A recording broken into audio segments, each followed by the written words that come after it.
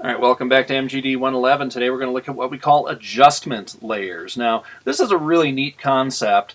It might be a little complicated at first, but it really gives us some amazing capabilities. Now, we've worked with layers before where we've cut and pasted things or we've added text, and those layers are separate and can be manipulated separately. But here's a cool concept. What if we want to make some broad adjustment to this picture, and we're not sure if we want to keep that or not, but we want to be able to make that adjustment and then do a bunch of other steps to it, and then maybe we decide that we didn't want to make that adjustment after all.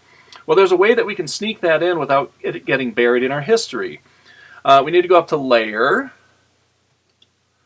and we need New Adjustment Layer. And I'm going to zoom out here so we can read this. But it gives us several different options here. I'm going to select Brightness Contrast, and it's just going to ask us to name the layer. If you're only doing one brightness contrast, I'm just going to leave that as is.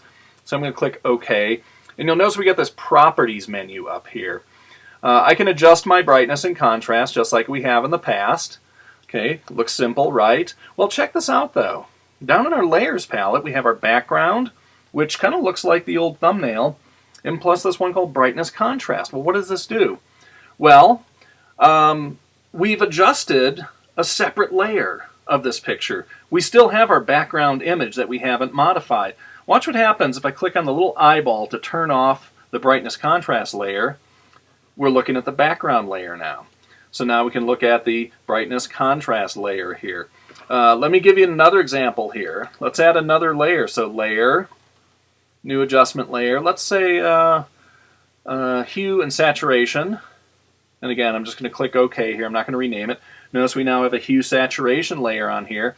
And we get a different properties menu that should look familiar from our adjustments. So I'm going to just change some of these settings around and really make this look kind of crazy. Wow, so we've gone a little nuts with this picture. If we were just doing this on a single layer here and we decided, oh, you know what, that brightness contrast doesn't work anymore, well, that may not be showing up in our history anymore. But we still have it here as a separate thing. Watch what happens when I click on the brightness contrast eyeball. You'll see it turns off that brightness contrast layer. Watch what happens if I click on the hue and saturation eyeball. It turns just that layer off. So we're able to see how different adjustments can work together. Isn't that cool? And eventually we're going to have to merge this with whatever layers that we end up wanting to use. But it allows us to make some pretty dramatic shifts in our picture without having to commit to it 100%.